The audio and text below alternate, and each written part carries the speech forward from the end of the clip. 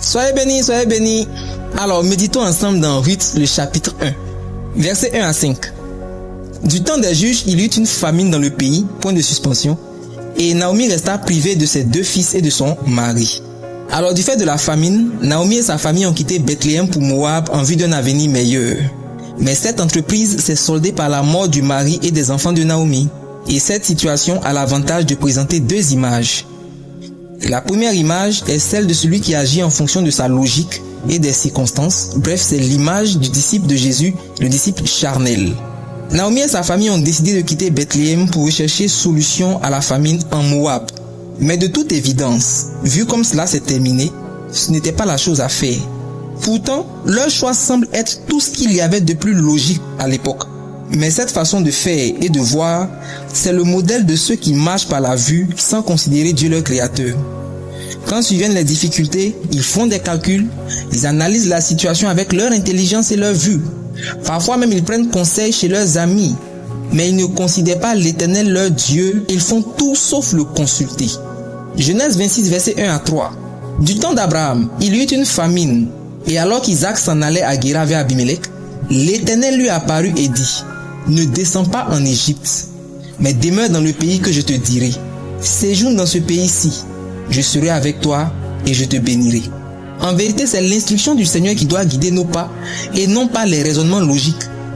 Dieu voit ce qu'on ne voit pas et il sait mieux que quiconque comment gérer efficacement les crises. Mais le problème, c'est que bien souvent, tu n'as pas la patience d'attendre la réponse de Dieu ni la patience de le chercher parce que tu as une faible communion avec lui, voire une communion inexistante. Alors devant des questions qui demandent des réponses pressantes, tu n'as aucun espoir que Dieu va te répondre promptement. Mais regarde, Dieu veut te parler, il veut guider tes pas. Seulement est-ce que toi, tu le veux réellement? La deuxième image que ces versets présentent, c'est celle du disciple rétrograde. Dans sa quête de pain, Naomi a perdu mari et enfant. En voulant s'en sortir, sans compter sur l'Éternel et en cherchant son bien-être par elle-même, elle a perdu bien plus que du pain. Alors que tu penses souffrir, tu envisages abandonner Bethléem, c'est-à-dire la maison de pain, pour Moab comme Naomi. Mais à quel prix? Bethléem signifie maison de pain. Et Bethléem, c'est le symbole de la présence de Dieu, la protection de Dieu, ta foi en lui. Ta provision et ta solution se trouvent en lui dans chacune des crises que tu peux connaître. Pour peu que tu veuilles bien faire comme Isaac dans Genèse 26, versets 1 à 3 et écouter Dieu, le chercher jusqu'à ce qu'il te réponde. 1 heure, 2 heures, une veillée, 3 jours. Regarde, si tu n'as jamais pris le temps pour chercher Dieu, sache que la rudesse de la situation doit te pousser à sortir de ta zone de confort pour chercher Dieu. Car comme Asaph dans le psaume 73 au verset 17, ta solution se trouve dans les sanctuaires de Dieu. Parce que parfois, Dieu utilise même ces épreuves pour te challenger et te pousser à passer un cap dans ta foi et ton intimité avec lui. Enfin, qu'il s'agisse du disciple charnel ou du rétrograde, les deux ont une logique commune. C'est que leurs yeux doivent voir un chemin, une façon de sortir du problème. Pour Naomi, la seule solution pour le salut de ses belles-filles, c'est le mariage. Et comme elle n'a plus de fils à offrir, donc c'est mort. Il n'y a plus de solution pour elle et ni pour ses belles-filles. Rétrograde comme Chanel regarde et analyse le problème avec leurs yeux et leurs émotions. Naomi a dit à ses belles-filles: c'est à cause de vous que je suis dans une grande affliction. Verset 13b. Mais est-ce que c'est Ruth qui a envoyé Naomi à Moab?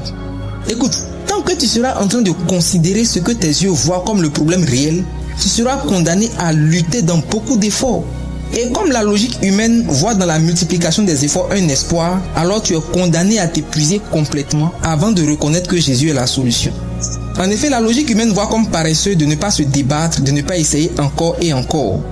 Mais ce que t'enseignent ces versets, c'est que devant l'épreuve, tu dois chercher Dieu et tu dois trouver ta réponse en lui. Tu ne dois pas faire comme Naomi et sa famille, sinon c'est la fin. Alors je prie pour toi. Reçois la force de prier. Reçois une instruction de la part du Seigneur. Que le Seigneur te donne un songe. Que Jésus te parle. La parole de Dieu dans Job 33, 14 dit que Dieu parle tantôt d'une manière, tantôt d'une autre, et l'on n'y prend point garde. Mais que le Saint-Esprit te rende attentif à sa voix et reçois l'instruction du Seigneur selon le canal qu'il a choisi d'utiliser pour te parler. Que Dieu te bénisse.